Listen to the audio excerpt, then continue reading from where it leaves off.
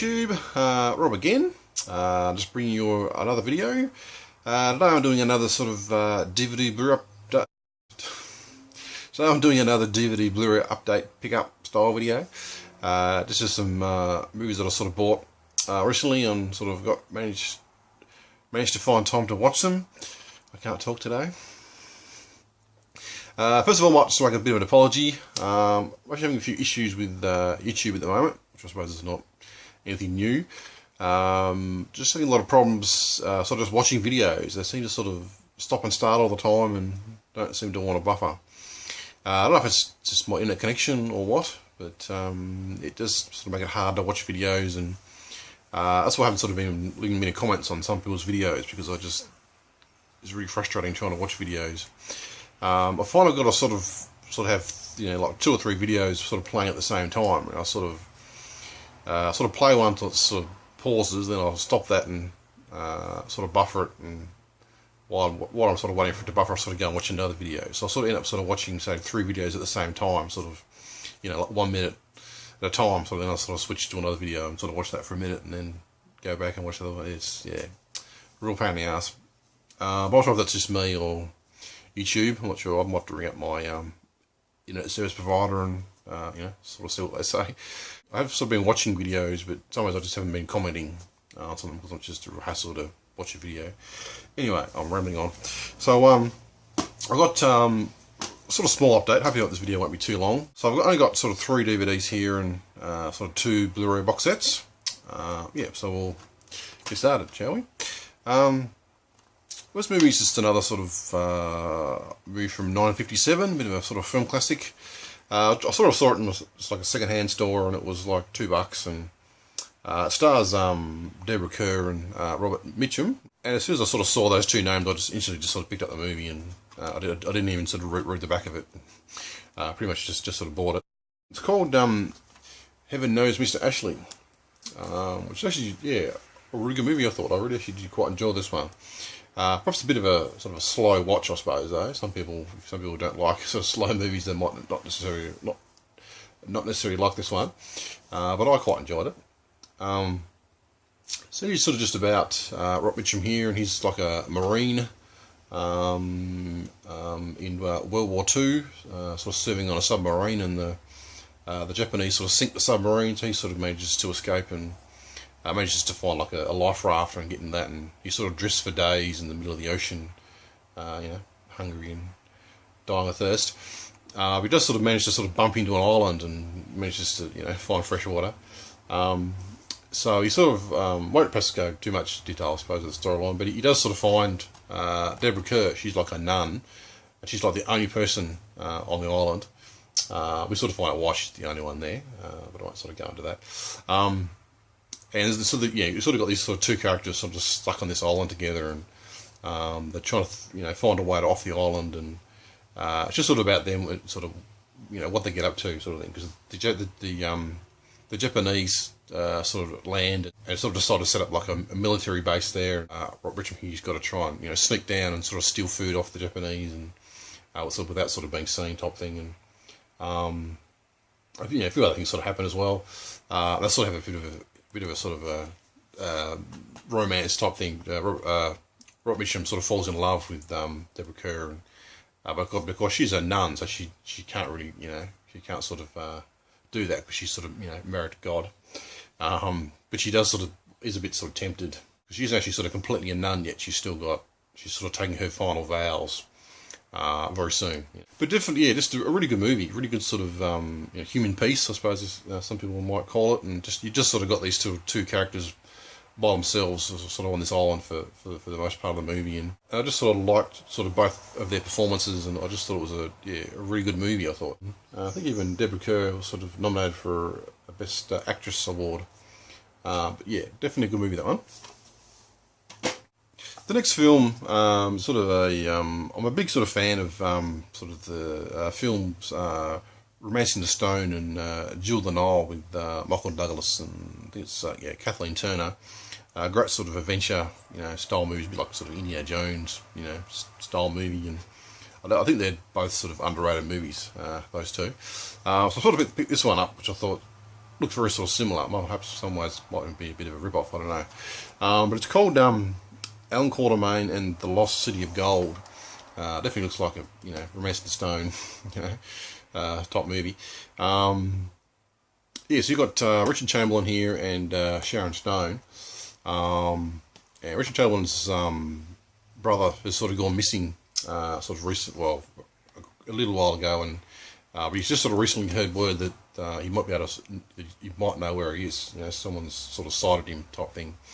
The only problem is that he's sort of, you know, engaged to Sharon Stone here, and they're both sort of going to get married, you know, in the next few days. He sort of has to decide whether to, you know, get married or, you know, try and track down his brother. So he sort of, you know, he does sort of decide to go and track down his brother. But yeah, it wasn't necessarily that good though, I didn't think. I was actually a bit disappointed with it, to be honest. It had some sort of nice sort of action scenes to it, and yeah, good sort of fun movie, I guess, in some ways. But I don't know, in some ways just sort of underwhelming, and I'm not quite sure why exactly. I think it had some nice action sort of scenes to it, but they just didn't seem to last very long, and I don't know. I don't know how to explain it really. It's just, yeah, I just sort of found it a little bit sort of dull, and in some ways a little bit silly too. I mean, some of the ways the storyline didn't make a whole lot of sense. Like the first sort of, say half the movie, you know, you could sort of follow along what was happening, but sort of the last half, you couldn't really sort of quite work out exactly what was going on. At least I couldn't. I thought Sharon Stone here was absolutely gorgeous though. She was really must be fairly young in this movie. She's, yeah, really hot in it. Richard Chamberlain was, you know, good sort of adventurer type, you know, rough guy, you know, type thing. It also stars James Earl Jones. He was like a sort of a warrior type thing with his big sort of axe, and he sort of came along too to, you know, help fight the bad guys, you know, type thing. It also had some pretty dodgy sort of CGI too. I think it was sort of, I did sort of read somewhere it was sort of done in-house, you know, so it wasn't necessarily that much sort of spent on it, I don't think, on the actual special effects. It also stars Cassandra Peterson, which is, for some horror fans might know her as Elvira, Mistress of the Dark. But it was sort of really good to see her as well. She was very gorgeous as well, I might add. She didn't sort of say anything. She wasn't on screen that much, but it was sort of, you know, good to see her, and, you know, something different compared to Elvira. But yeah, I mean, it was a good, I don't know, in some ways it was sort of fun watch, I guess, but in some ways it was very silly though. But yeah, okay, so that's that one. Third, some last DVD, is a film that I've heard a lot of people recommend sort of over the last few years, and it's definitely a film that I've been wanting to check out, because people do give it, you know, really high reviews and reckon it's a really great movie. So I've definitely been very sort of intrigued to sort of watch it.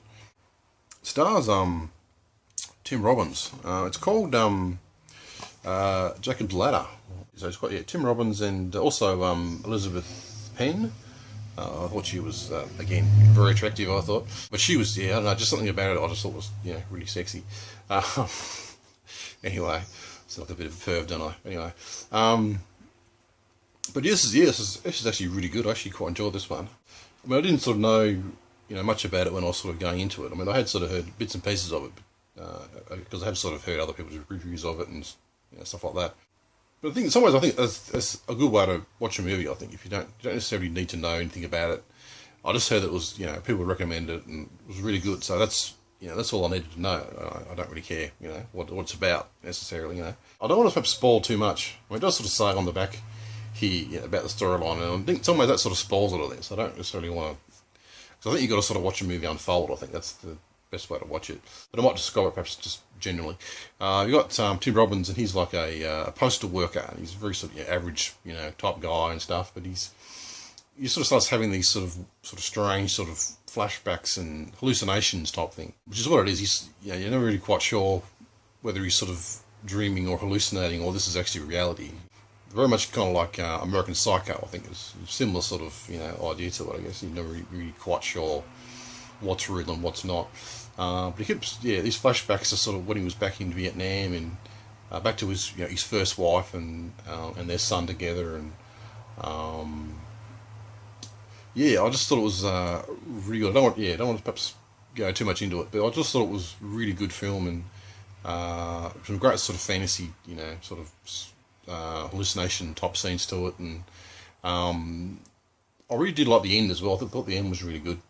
Even though I don't think doesn't make complete sense. I don't think in terms of from a logical standpoint. I don't think I've got to watch the film again. I think it's yeah, definitely a film you've got to watch. I think probably a few times to sort of really sort of get what's going on. But yeah, I just thought it was really good. Great sort of story to it, and great sort of acting, and just a really great watch. I thought. I definitely recommend it. And certainly if anyone's sort of seen this movie, certainly leave me a comment, because I'm really happy to sort of talk more about it. And there is actually a Blu-ray release of this, I think. I'm not quite sure what if there's any sort of special features on that, because this has only got a trailer, I think. That's all it's pretty much on here in terms of special features. So I might even perhaps upgrade to Blu-ray. Depends if it's if the Blu-ray's got more special features and perhaps a better transfer. Otherwise, I might not bother. Yeah, I don't know what to sort of say about it. I don't want to spoil it too much, but definitely, a really good film, I think, and definitely worth a watch. So that's Jack and Bladder. Okay, so that's the DVDs. Just got sort of two Blu-ray box sets. This is a box set I've been waiting forever to get. It's the Chucky complete collection, sort of all 6 films. I ordered this back in July when it was sort of first announced, and then I think they sent it. I think beginning of this month. I think it was like the 10th or something like that.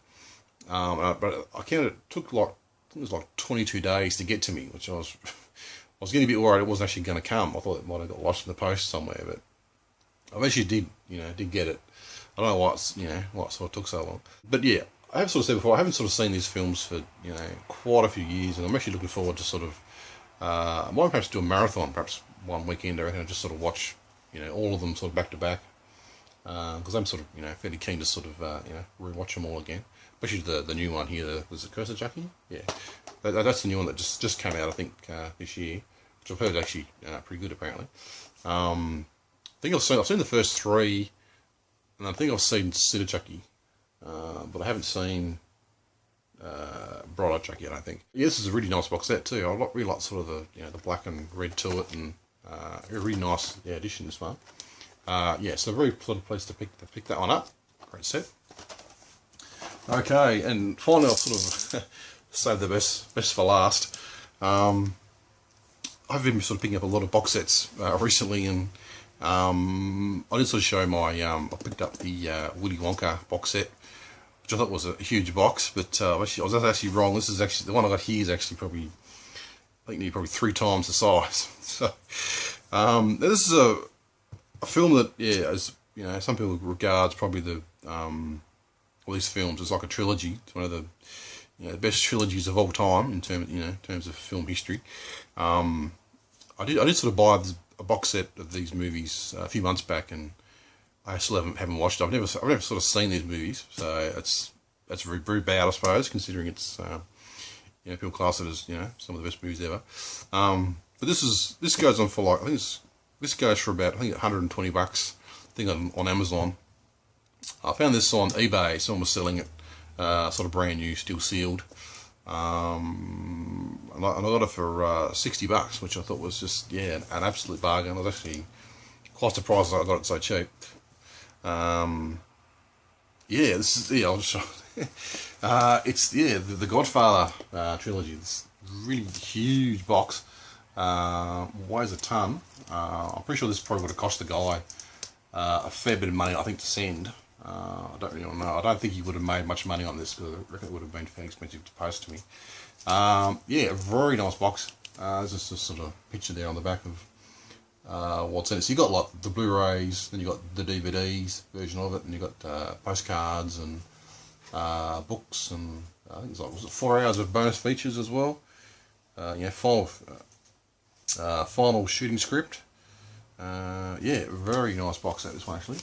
I just got to find somewhere to put it now. It's rather large, and I'll just put it down. Rather large box, and running a bit low on space at the moment for my collection. But I'm sure I'll find somewhere to put it. So that'll have to probably be my last box set. I've bought too many recently and spent a fair bit of money, and I don't want people to think I'm showing off by buying all these nice box sets. But they just have been really good deals. I just, couldn't sort of pass it up. So that's my update. I was trying to make a sort of quick video. My last video was just a nightmare to make. It was very long, and editing it was a pain in the ass because my movie software that I was using, the iMovie, my Mac, was just never worked properly. It's never worked since day one, really. It's always crashing, and I just sort of crash it and then restart again. But anyway, so I'll try to make up a quick video this time. Anyway, so thanks for watching. Again, if you've seen any of these movies, certainly leave me a comment and tell me your thoughts, especially the Jack and Flatter. I thought that was a really good movie, that one. Really good. Yeah, thanks for watching, and I'll be back very soon, hopefully with another video. I've got a bit of a good video hopefully coming up soon. If I sort of get around to making it. We'll see. Anyway, so thanks for watching, and I'll see you very soon. Bye.